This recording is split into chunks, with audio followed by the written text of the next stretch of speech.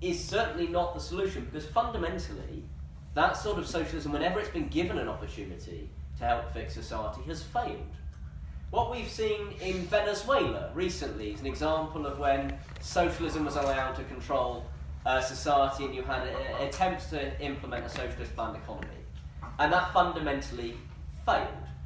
What socialism in the traditional Marxist sense represents is imposing an ideology upon a society through re-education after a revolution has taken place. So you go through re-education, re-education, re-education, and then if you still don't agree, what then? It will presumably more re-education. The answer to creating a socialist society in Marx is a lot of tell people it until they agree with you, and if they don't agree with you, keep telling them it until they do. That's not a solution. If people have to be re-educated to think that something is right, if people have to be re-educated to such an extent, as in the Marxist Engels, various other Hegel and such, theorising, then you fundamentally have a problem.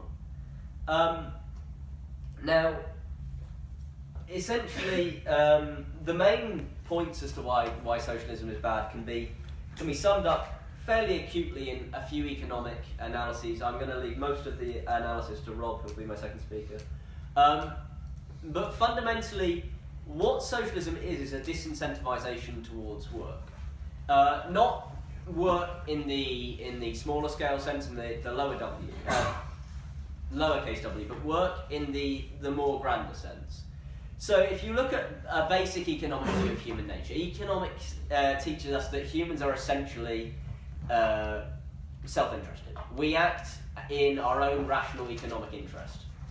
And what happens then is if we have a society where if we work harder, we receive a higher outcome, then we work harder to achieve that outcome. We work harder to get those outcomes, which means that everyone in society benefits from increases in technology, increases in innovation, increases in GDP, increases in entrepreneurship, which drive the economy to the next level and bring up the living standards of everyone in the economy. The solution to all of life's ills is not to do what happened in every example of an attempt to create a Marxist or a Maoist or a Leninist or whatever variety of revolutionary socialism that you choose. Whatever happened in those societies, which was everyone was equal but everyone was poor. And everyone couldn't afford to have a basic food, and everyone couldn't afford a decent standard of living. That is not the solution to anyone's problems. And as I said, Rob's going to come on more onto socialism and an explicit deconstruction of socialist ideology. I'm going to go on to now my second point, which is about why revolution is bad, so fundamentally. I'm sort of drawing upon a bit of Mikhail Bakunin, who was an anarcho-communist, and clearly that was very funny, anarcho-communist, by the look. And his fundamental belief, and the belief that inspired a lot of far-left anarchism, is that you create a state based on the type of revolution that you have. So if we would have a violent revolution, then that fundamentally requires you to remove by force the elements of the state who disagree with you. It fundamentally requires you by force to remove state institutions, and it creates a society which is ultimately authoritarian, because everything that your response to opposition is through force. And likewise, Bakunin's strategy for a peaceful revolution, well, I think it was fairly easy to fairly easily disputable, in that in most modern democracies, if you have the conditions for a peaceful revolution, which is that a majority of the population agree with you, then you'll win an election on that manifesto, and you'll win an election on that policy platform, and you'll be able to implement the policies that you want to see.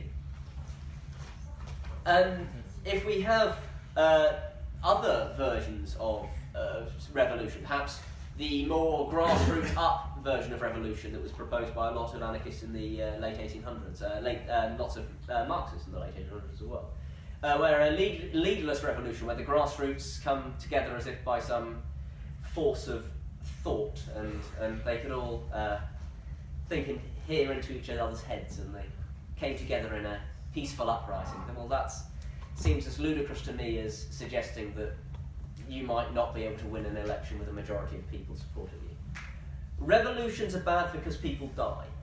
Because the only revolutions that ever succeed in getting regime change, and the only revolutions that ever have succeeded, except barring a couple of cases, in getting regime changes, are ones which were violent, in which people fought wars over and which people died. 70,000 people have died in the last 36 years in Peru, 50,000 in the uprising in Nicaragua, 5,000 in Cuba, 1.75 million in the Chinese Revolution, and 2.75 million in the Russian Revolution. And all of those things have in common is that they were socialist revolutions. Now I'm going to come to the final part of my argument, which is why socialist revolutions in particular are worse than any other kind of revolution and are worse than maintaining the status quo. So, firstly, fundamentally, the state that you create is much more efficient because it controls the means of production. So if it's going to crack down on people in an authoritarian manner, it controls every means by which people can be imposed upon. It controls the means by which they get money, it controls the means by which they're secured, and it controls the places in which they work. So it is much more efficient as a centralised system of oppressing the masses.